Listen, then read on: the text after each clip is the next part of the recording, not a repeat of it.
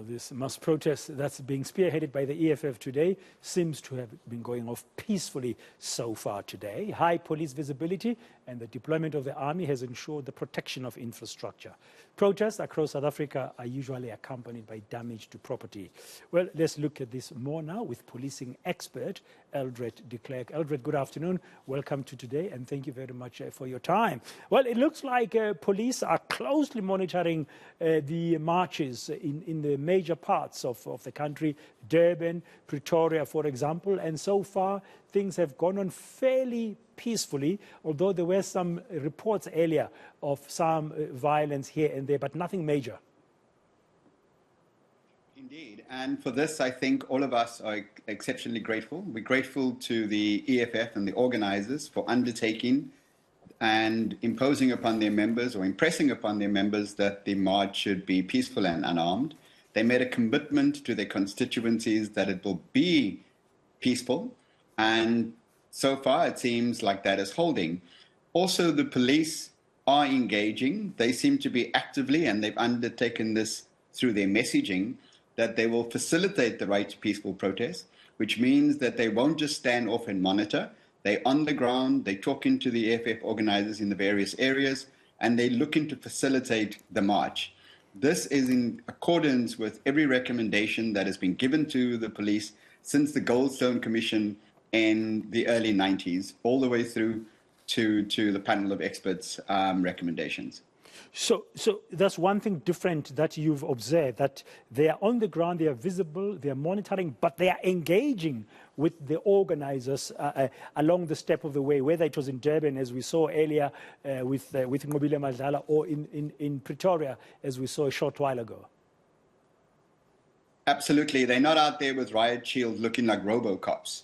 They're in their normal combat fatigues, armed routinely as they are with their sidearms. Yes, there are still worrisome signs of officers walking around with shotguns, not sure why. And they are engaging, and that's the key to this whole messaging today. The other thing they seem to have done differently is that they've made a commitment to be monitoring social media for rumors and mis and disinformation, and that they will provide the South African public with quality information. So we've seen advisories through yourselves from Nat Joins telling us how many people's been arrested, telling us what the state of play is, and ensuring that we have information that we can use to make informed decisions about whether we moved or travel, or about the safety of ourselves and our loved ones. Yeah, so the difference in approach should then be implemented going forward, especially because, Eldred, you say there have been previous occasions when the way police should act in terms of public order policing has been highlighted, as well as after the Marikana massacre. Absolutely. We do now it seems that we, just looking at the visuals on your screen, just what I'm saying, the police seems to contradict that. By taking out the riot shields and seeming to get ready for some sort of containment exercise, because that is what the riot shields allow them to do. They allow them to stop and barricade people, contain them in a certain area, and cordon that area off. We hope then that that will not undermine the communication that police has set up with the protesters in terms of taking an alternative route, pursuing an alternative destination, or even leaving the scene, allowing them to egress, to leave from where they are. And we hope that whatever action they're taking now doesn't undermine what has been built and what is possible going forward. We've also seen, unfortunately, and we got to remember that public order policing is a exercise in attrition. Yeah, police have been. We've heard from EFF supporters that they've been at this since last night. We've heard it from the police that they have people deployed since more than 24 hours ago. Fatigue sets in, anxiety continues to kick in, tensions build, and what we don't need is an overreaction. We've already seen from visuals, and we can only talk about the visuals, some microaggression from officers who were anxious when they were arresting those female students. They were swearing at them, they were pushing them, and they were acting as if they, not just the person executing the arrest, but it's if they also the judge issuing sanction. We've also heard, and this is something that the police need to speak to, an officer giving an instruction to shoot at a window. Now, force has to be proportionate and it has to be necessary. We don't know what was in that window when the shot was fired. All we have is an idea that there were, and an instruction that was audible, shoot at the window. And then we heard shots being fired. We need an explanation because we hope that the police continue to exercise good international principles of distinction, discrimination, necessity, and proportionality when it comes to the use of force, the engagement and arrest of people, and in how they actually police public order going forward. Yeah, the visuals we're seeing now are police in one part of the country currently, and they're, as you said, they're not dressed like robots, as you said. They're trying to monitor, and so far things are working peacefully. There's a bigger question here, Eldred, that I must ask you, following a comment earlier by Musi Maimane, the leader of Build One South Africa, when he was being interviewed on eNCA earlier today. He's saying that if police can do this today, why can't they do it every day to protect South Africans from all sorts of violent crimes? Why can't they commit resources and fully focus on all kinds of issues? I mean, we just saw last week or the week before the shooting, the gang violence in Westbury in Johannesburg, for example.